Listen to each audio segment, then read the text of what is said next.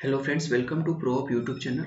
Day 41 का हम second question देखेंगे। फर्स्ट क्वेश्चन ऑलरेडी हमने प्रीवियस वीडियो में सॉल्व कर रखा है। ओके, तो ये है आपका second question. Second question UPSC ने ऑलरेडी 2018 में पूछा है।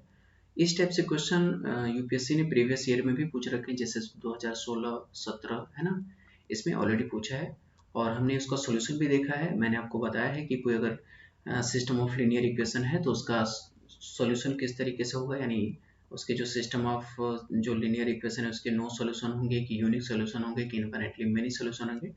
तो इस वीडियो में भी हम लोग देखेंगे कि अगर हमारे पास सिस्टम ऑफ लीनियर इक्वेशन है तो उसके सॉल्यूशन क्या क्या हो सकते हैं। ओके, जैसे यहाँ कह रहा है कि सिस्टम ऑफ लीनियर इक्वेशन के सॉल्यूशन क्या नो सॉल्यूशन हो सकता है, यूनिक सॉल्यूशन या इनफिनिटली मेनी सॉल्यूशन हो सकता है। हमारे पास जो सिस्टम ऑफ लीनियर इक्वेशन है वो दिया है। ओके, ये ध्यान से देखिएगा। ओके, आपको बस इसमें पूछ रहा है कि कौन सा ट्रू है और कौन सा फॉल्स है, यानी है या नहीं है। ओके, तो चलिए स्टार्ट करते हैं। साथ ही इससे पहले मैं आपको बता देता हूँ, यानी साथ ही साथ में आपका जो पूछ रहा है कि कोई हमारे पास सिस्टम ऑफ लीनियर इक्वेशन है तो उसमें नो सॉल्यूशन कब होगा, यूनिक सॉल्यूशन कब होगा और इनफिनिटली मेनी सॉल्यूशन कब होगा। तो मैंने यहाँ पे नोट डाउन कर रखा है कि अगर हमारे पास कोई सिस्टम ऑफ लीनियर इक्वेशन, यानी सिस्टम ऑफ लीनियर इक्वेशन होगा वो ax इक्वल टू बी के फॉर्म में होगा। मैंने आपको पहले भी बताया है। ए जो होगा हमारा मैट्रिक्स होगा, x हमारा जो है वो वेरिएबल है, एक्स वाई जेड जैसे वहां दिया रहता है। b इज ए कोफिशिएंट है, जैसे यहाँ अगर मैं बात करूं तो ये रहा। ओके, यहाँ पर एक्स वाई जेड जो है वो वेरिएबल है, -1, -8 और 7 जो है कोफिशिएंट है, यानी b का टर्म्स है। और a जो है मैट्रिक्स बनेगा यहाँ पे 1 3 2 5 3। ओके, 0 5 3 क्योंकि x की वैल्यू 0 है यहाँ पे। 1 -2 -5 ये हमारा मैट्रिक्स बनेगा। ओके, इसी तरीके से आप इसे ध्यान में रखिएगा कि x इक्वल टू बी के टर्म्स में अगर हमारे पास कोई system of linear equation given है तो हम उसमें क्या क्या कर सकते हैं, यानी उसके कंडीशन क्या होंगे, जैसे है ना इनफिनिटली मेनी सॉल्यूशन होंगे उस linear of system of linear equation के, कि नो सॉल्यूशन होगा कि यूनिक सॉल्यूशन होगा। तो मैंने इसे नोट डाउन किया। पहला देखिए इनफिनिटली मेनी सॉल्यूशन। ठीक है, इनफिनिटली मेनी सॉल्यूशन कब होगा, यानी जब इफ, इसे नोट डाउन आप लोग कॉपी पे कर लीजिएगा, बहुत ही इंपॉर्टेंट है। Okay, if rank of A equal to rank of A such that B, यानी हमारे पास अगर कोई मैट्रिक्स ए है उसको हम अगर इस फॉर्म में लिखते हैं, ओके, यानी A such that B. Okay, मैंने एग्जांपल भी यहाँ लिख रखा है। Rank of A equal to जो है वो rank of A such that B and there is at least one non zero rows in echelon form, यानी कोई मैट्रिक्स उसका इचेलियन फॉर्म आप निकालते हैं। अभी देखिए हम क्वेश्चन भी देखेंगे, तो बस आप एक बार इसे लिख लीजिएगा। जब हम क्वेश्चन सॉल्व करेंगे तो आपको बेहतर समझ में आएगा। ओके, तो इस डिफिनीशन को आप एक बार राइट डाउन कर लीजिएगा। Echelon form of augmented matrix A such that B equal to this. Okay, यानी देखिए अगर ये मैं इस एग्जांपल की बात करें तो यहाँ पर अगर ये पूरा आपका क्या है, ये जो टर्म्स है वो ए का टर्म है। ओके, ये जो टर्म्स है आपका क्या है, बी है। ओके, तो ये बन गया ए सच डेट बी। ओके, अब हम अगर यहाँ पर कहते हैं कि ए मैट्रिक्स, केवल ये ए है, इसे ध्यान में रखिएगा।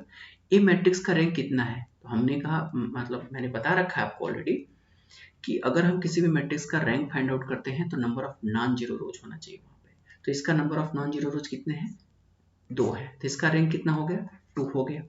अब जरा ए सच डेट बी, यानी ए सच डेट बी का मतलब हो गया ये पूरे मैट्रिक्स को आप एक बार कंसीडर करिए।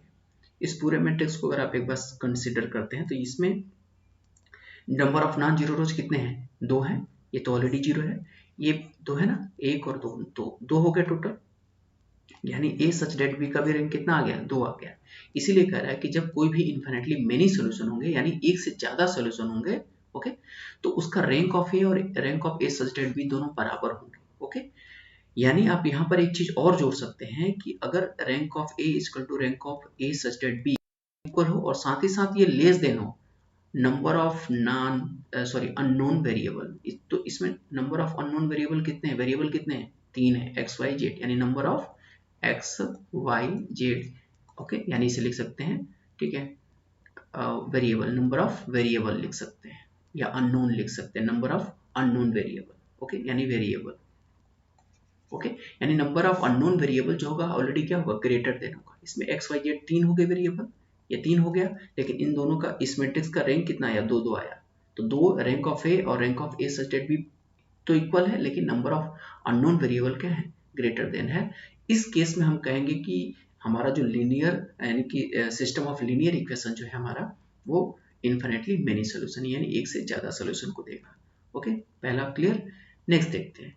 नेक्स्ट हमारा है कि नो सॉल्यूशन, यानी हमारे पास जो सिस्टम ऑफ लीनियर इक्वेशन है वो कब नो सॉल्यूशन देगा। ओके, कब नो सॉल्यूशन देगा। देखिए नो सॉल्यूशन देने का मतलब होगा कि if there is a many row like 0 0 such that B, यानी हमारे पास अगर इसे देखिए, इस मैट्रिक्स को जरा ध्यान से देखिए, इसमें जो लास्ट रो है, लास्ट रो में इसे देखिए, लास्ट रो क्या है 0 0 0 सच दैट बी, यानी इसी को मैंने यहाँ लिखा B, where B is not equal to 0 in echelon form of augmented matrix A such that B. यानी अब यहाँ अगर ध्यान से देखिए तो जो मैट्रिक्स ए है, ये आपका मैट्रिक्स ए है, इसका रैंक कितना है, नंबर ऑफ नॉन जीरो रोज, तो इसका 2 हो गया। लेकिन आप पूरे ए सच डेट बी का अगर आप देखिए, ए सच डेट बी का अगर आप रैंक देखिए तो इसमें नंबर ऑफ नॉन जीरो रोज कितने हैं, 1 2 3, 3 हो गए। तो इसका मैट्रिक्स का रैंक कितना आ गया, 3 आ गया। यानी यही कह रहा है कि रैंक ऑफ ए जो है वो लेस देन हो जाए rank of A such that B से। तो रैंक ऑफ ए का जो मतलब ए का जो रैंक आया आपका 2 आया, लेकिन ए सच डेट बी का रैंक कितना आया, 3 आया। तो 3 इज ग्रेटर देन 2। इसका मतलब ये जो लीनियर कॉम्बिनेशन, यानी ये जो हमारा सिस्टम ऑफ लीनियर इक्वेशन होगा वो क्या होगा, नो सॉल्यूशन, इसका कोई सॉल्यूशन नहीं होगा। ओके, दूसरा भी क्लियर हुआ। तीसरे पे बात करते हैं। तीसरा आता है यूनिक सॉल्यूशन। देखिए यूनिक सॉल्यूशन कब होगा, यूनिक सॉल्यूशन कहने का मतलब हो गया कि अगर कोई matrix rank of A equal to rank of A such that B, अगर इस मैट्रिक्स को जरा ध्यान से देखिए, ये मैट्रिक्स में ये आपका ए है, ए का रैंक कितना है 3, ए सच डेट बी का रैंक कितना है, वो भी 3 है, नंबर ऑफ नॉन जीरो ये भी 3 है, तो ये भी 3 है, साथ ही साथ इसमें नंबर ऑफ जो अननोन वेरिएबल है वो कितने हैं, वो भी 3 है। यानी यूनिक सॉल्यूशन होने का मतलब हो गया कि ए का rank, A such that B का रैंक और नंबर ऑफ वेरिएबल तीनों ही बराबर हो जाए। यानी यहाँ पे आप लिख सकते हैं कि रैंक ऑफ ए, अगर हम लिखें, यानी मैं इसी को लिख दे रहा हूँ कि rank of A equal to rank of B is equal to, ये भी बराबर हो जाए क्या, number of unknown variable, unknown जो वेरिएबल हमारे पास यानी एक्स वाई जेड है, ये तीनों बराबर हो जाए, तब हम सिस्टम ऑफ लीनियर इक्वेशन को कहेंगे कि is a unique solution. I hope कि आपको ये तीनों टर्म्स अच्छे से समझ में आया होगा। मैंने अपने तरफ से तो बहुत ही इजी वे में सॉल्व करने की कोशिश की है या बताने का कोशिश किया है, ठीक है। तो चलिए देखते हैं हमारे पास जो सिस्टम ऑफ लीनियर इक्वेशन था, क्वेश्चन को देखते हैं। क्वेश्चन हमारा है ये, हम नेक्स्ट पेज ले लेते हैं, वहां से देखते हैं हमारे पास जो क्वेश्चन है। ओके, इसे हम सॉल्व एक बार डिलीट करते हैं, नेक्स्ट पेज लेते हैं यहाँ से, या ठीक है कोई, ओके ले लेते हैं।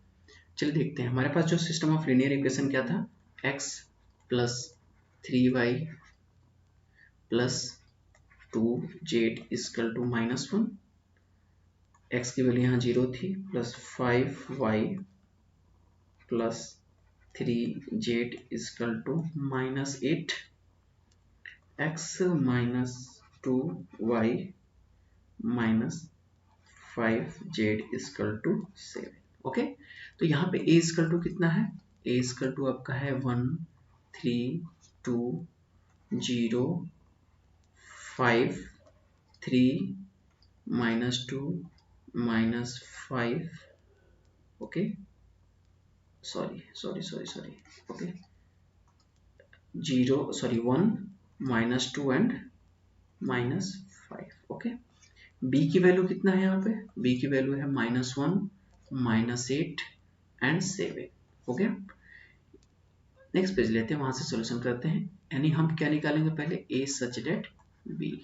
चलिए a सच डेट b निकालते हैं। a सच डेट b कितना है आपका, ये है 1 3 2 सच डेट -1, उसके बाद 0 5 3 सच डेट -8 1 -2 -5 एंड 7।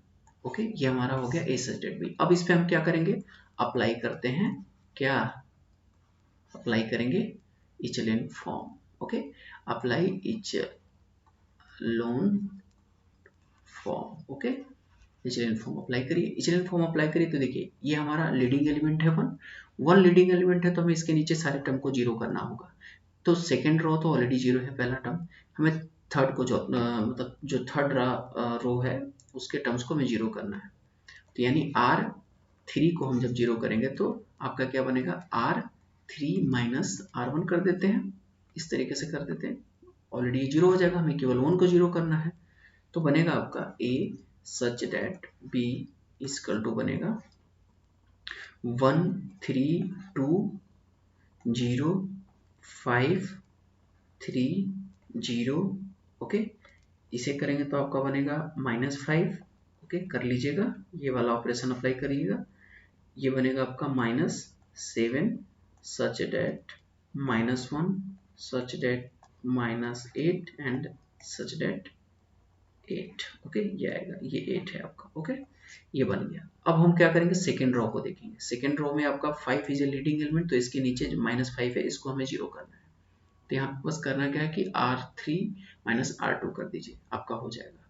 ओके, नेक्स्ट लेते हैं, यानी फिर हम अप्लाई करते हैं, तो यहाँ पे आपका होगा R3 को हम करेंगे तो R3 प्लस कर देते हैं, क्योंकि यहाँ वहाँ पे माइनस आपका क्या था, +5 था, तो माइनस करना है यानी 0 करना है। यहाँ पे जब प्लस कर देंगे तो अपने आप 0 हो जाएगा। ओके, प्लस R2 कर देते हैं, यानी अब यहाँ पर जो A सच डेट B बनेगा आपका। ओके, इसे सॉल्व करिएगा तो आएगा 1 3 2 0 5 3 0 0 प्लस माइनस 0, यहाँ -5 था, यहाँ इसीलिए प्लस किया था तो ये 0 हो गया। ये आपका बनेगा -4 such that -1 such that -8 and such that यहाँ 0 आ गया। ओके, अब इस टर्म में देखिए। अच्छा, अब जरा यहाँ देखिए, अगर यहाँ केवल A को कंसिडर करिए तो इसका रैंक कितना है, यानी जो रैंक ऑफ A होगा वो कितना है, 3 है।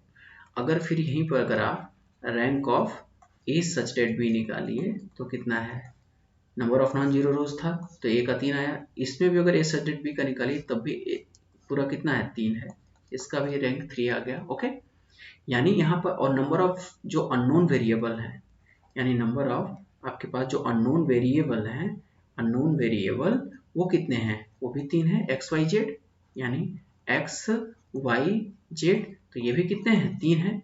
तो अभी मैंने बताया था, जरा ध्यान से देखिए यहाँ पर, अभी मैंने यहाँ कहा था कि यूनिक सोल्यूशन में क्या होगा, यूनिक सोल्यूशन जहाँ पे rank of A equal to rank of A such that B equal to rank of unknown variable होने चाहिए।